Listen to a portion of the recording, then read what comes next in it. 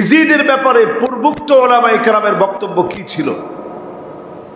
ইবনে হাজার আসকালানী আলাইহির রাহমা এই পৃথিবীর শ্রেষ্ঠ সুনামধন্য আলেমদের একজন তিনি। ইবনে হাজার আসকালানী তিনি বলছেন, ওনাকে প্রশ্ন করা হলো ইজিদ সম্পর্কে আপনার মতামত কি?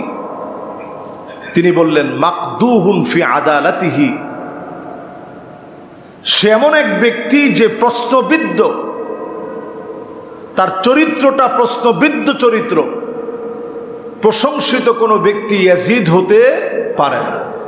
আমরা অনেক সময় দেখি অনেকে ইয়াজিদের প্রশংসা করে। ইবনে হাজার আসকালানির মতো এত বড় আলেম,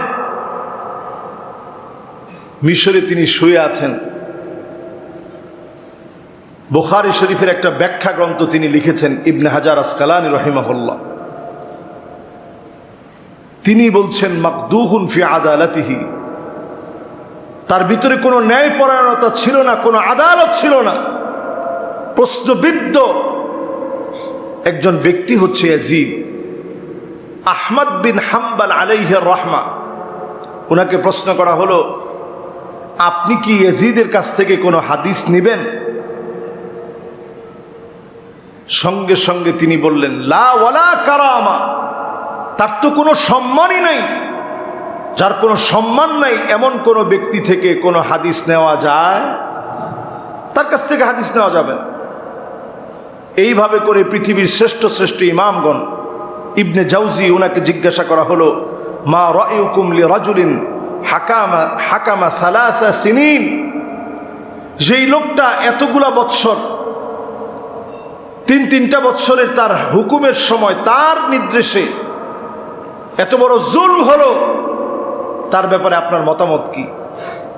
তিনিও বললেন, সে ছিল নেফাকে পরিপূর্ণ, সে ছিল ফাসিক। সমস্ত উলামায়ে কেরাম তার ব্যাপারে প্রশংসা করে নেই। আজকে যদি আমরা নতুন করে প্রশংসা করি, এটা হবে খেয়ানত, এটাও হবে মুনাফিকি। ইজিদের প্রশংসার নাম ঈমান নয়, হুসাইন রাদিয়াল্লাহু তাআলা আনহুর প্রশংসার নাম হচ্ছে ঈমান। ঠিক কিনা বলেন?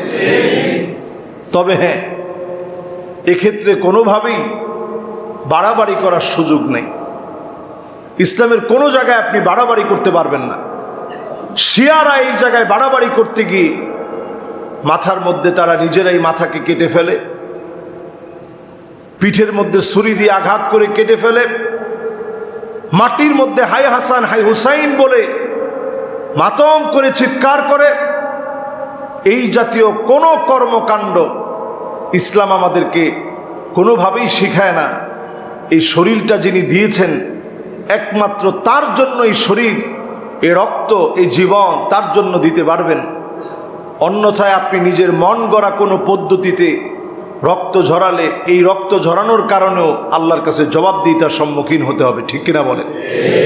আমাদের দেশেও দেখবেন কিছু কিছু মসজিদ আছে, যে মসজিদগুলো শিয়াপন্থী মসজিদ। সারা বছর নামাজ কেমন হয় না হয় এগুলার কোনো খোঁজ খবর নেই, কিন্তু যেই মুহররম আসে পুরাটা লাইটিং করে তারা খালি অপেক্ষায় থাকে কখন সময়টা আসবে। সময়টা আসলেই একদিনের জন্য তারা নবী প্রেম, আহলে বাইতদের প্রেমের জন্য সিক্ত হয়ে রাস্তায় মিছিল বের করে, হাই হাসান হাই হুসাইন বলে শরীরের মধ্যে আঘাত করে, রক্তপাত করে নিজের শরীর থেকে নিজে। এই জাতীয় কোনো কর্মকাণ্ড ইসলাম আমাকে কোনো দিনের জন্য শিখায় না। এই জাতীয় কর্মকাণ্ড শিয়াদের দ্বারা শুরু হয়েছে। শিয়ারা যে বর্বর কাজগুলো করে, এই জন্যে আমরা না করার কারণে তারা আমাদেরকে দোষী মনে করে, যে এদের মনে হয় নবীজির প্রেম নাই, আহলে বাইতের প্রেম নাই। আচ্ছা বলেন তো দেখি, আজকের জুমআতে যে কথাগুলো আমরা এতক্ষণ বললাম, এই পুরো কথাগুলো আহলে বাইতদের মহাব্বতে, কোনো সন্দেহ আছে? পুরো কথাগুলো আহলে বাইতের মহাব্বত। কিন্তু মহাব্বত করতে হবে যেভাবে রসুল করতে বলেছেন, মহাব্বত করতে হবে যেভাবে রসুল শিখিয়েছেন। এটার বাইরে গিয়ে যখন আপনি মহাব্বত করবেন, তখন ঈমান ত্রুটিপূর্ণ হয়ে যাবে। নবীজি সাল্লাল্লাহু আলাইহি সাল্লামের মহাব্বতের পর আহলে বাইতের মহাব্বত থাকতে হবে। আহলে বাইতের মহাব্বত বড় দামি। আবু বকর রাদিয়াল্লাহু তাআলা আনহু যখন খলিফা হলেন, খলিফা হওয়ার পরে হযরত আলী রাদিয়াল্লাহু তাআলা আনহু তিনি বায়াত নিয়েছেন। যখন বায়াত নিয়েছেন, আবু বকর রাদিয়াল্লাহু তাআলা আনহু মানাকিব আলী, আলী রাদিয়াল্লাহু তাআলা আনহুর জীবনীটা মানুষের সামনে তুলে ধরেছেন। আলী কে, আলীর সম্মান কি। ফাবাকা আলী বুকাআন, আলী কান্না শুরু করলেন ছোট বাচ্চার মতো। আলী রাদিয়াল্লাহু তাআলা আনহু কাঁদলেন। এমন প্রশংসার কথাগুলো হযরত আবু বকর রাদিয়াল্লাহু তাআলা আনহু বলেছেন। আবার আলী রাদিয়াল্লাহু তাআলা আনহু প্রশংসা করেছেন হযরত আবু বকরের। আবু বকর রাদিয়াল্লাহু তাআলা আনহু কাঁদলেন।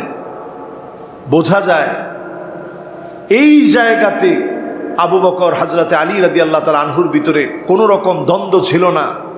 এই দ্বন্দ্ব নিয়ে আসছে শিয়ারা, ইহুদিদের প্ররোচনায় পরচিত হয়ে তারা নিয়ে আসছে।